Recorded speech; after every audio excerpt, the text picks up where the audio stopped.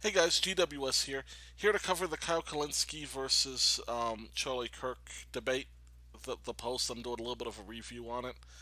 I was trying to search for other reviews, I couldn't find it, as you can see in the search bar up there. So I just decided to make my own. I watched mine at Politicon. I just clicked this video mostly for review purposes. I was trying to find something specific in the video to kind of comment on, but I forgot where it's at, and I'm not gonna watch the whole debate to find it. So we're just gonna leave that alone. Anyhow, what did I think of the debate?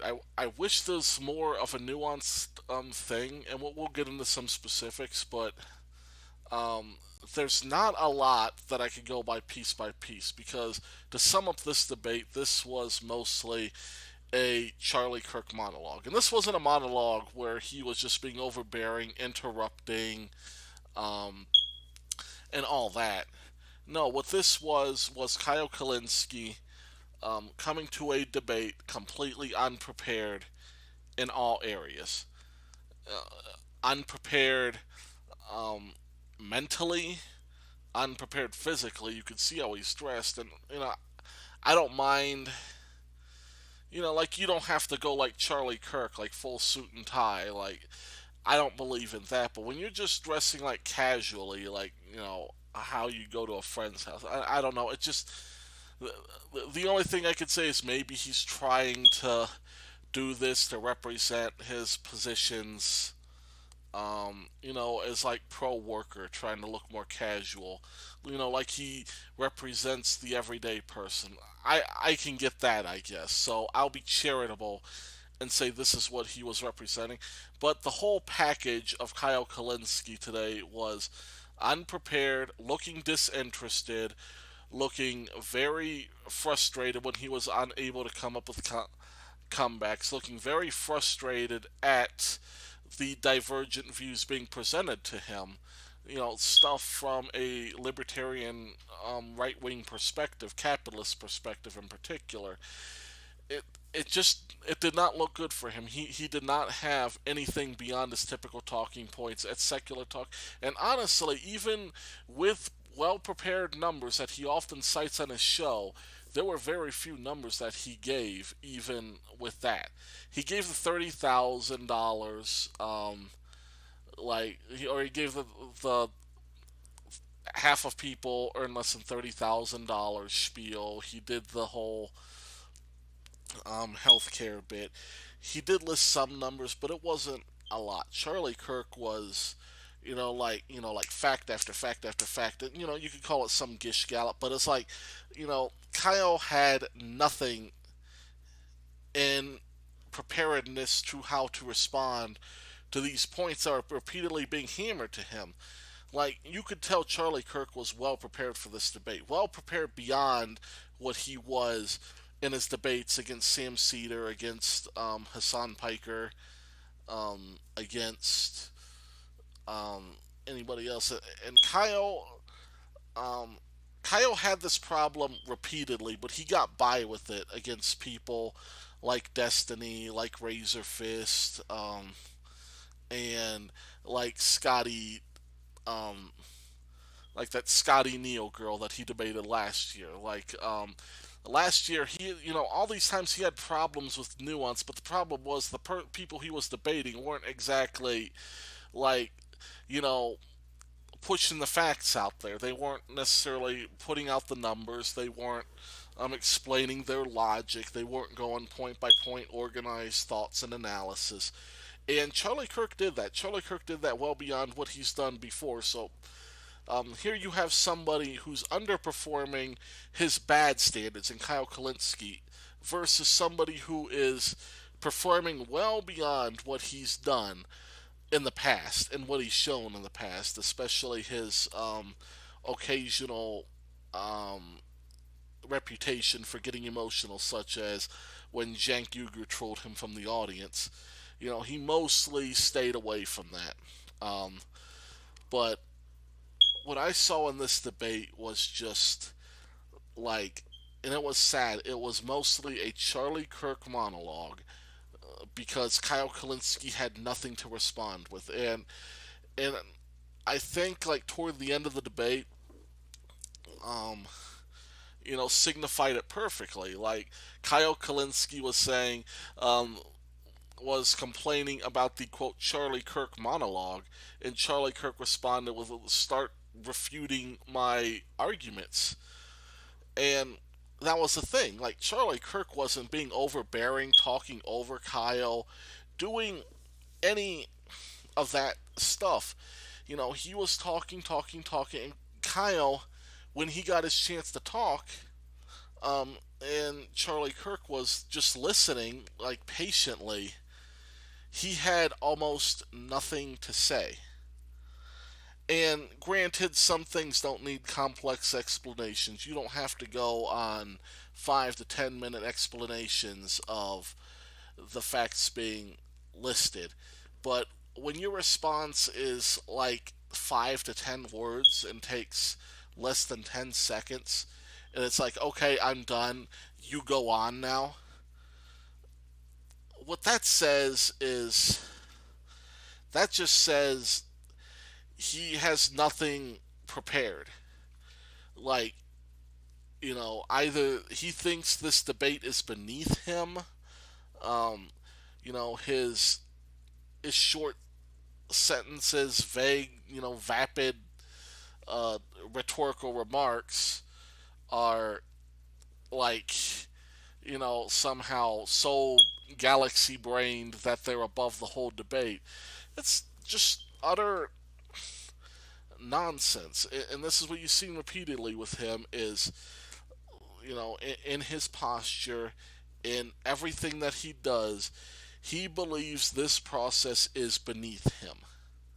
And that's always been the problem with Kyle is that he acts a little bit like a spoiled child. Now, I don't want to get too much into that, but here's the point: is like this is, I could say Charlie Kirk, debate winner, ding ding ding, but it's sad because this wasn't an exchange of ideas. This was one man going on and on and on about his ideas about things and his justifications, the numbers he had to back it up, the logical arguments he had to back it up.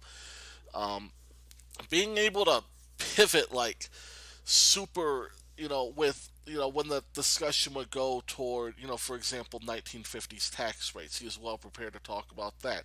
He was well prepared to talk about cultural issues, and he was well prepared to put the pressure on Kyle Kulinski, like for example, at the end of the debate when he started discussing um, like bureaucracy and Kyle's inconsistencies of where he trusts the government.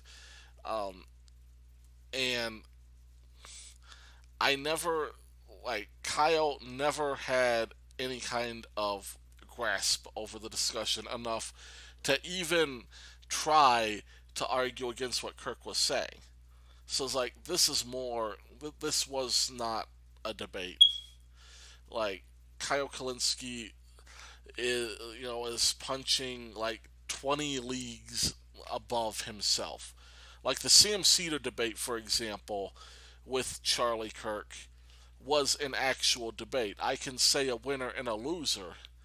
I can't remember who I said was the winner. I think I said like Charlie Kirk nosed ahead of him or something. I can't remember specifically. But it was a civil debate between two relatively knowledgeable people, intellectually curious people who were willing to listen to each other, who took the stage seriously, who took the platform seriously to discuss their ideas. You know, the debate even yesterday between Anna Kasparian and Tommy Lauren, very very civil debate. I also don't think that was much of a debate. That's why I didn't review it, mostly because I didn't watch most of it. But it was very civil between two people who knew a lot of what they were talking about. This was not that. This was one person being well researched, well prepared to have a discussion of ideas, defending his ideas, and challenging his opponent in the spirit of what a debate should be, versus somebody who just wanted to recite his show, try to impress his own fans, um, and who had nothing substantive to say, um, and just basically thought he was going to get by with one-line zingers all night. But he didn't have a lot of zingers because Charlie Kirk was, he mostly, like, he didn't go below the belt. He didn't do any of that. Um, and yeah, so like, I wish,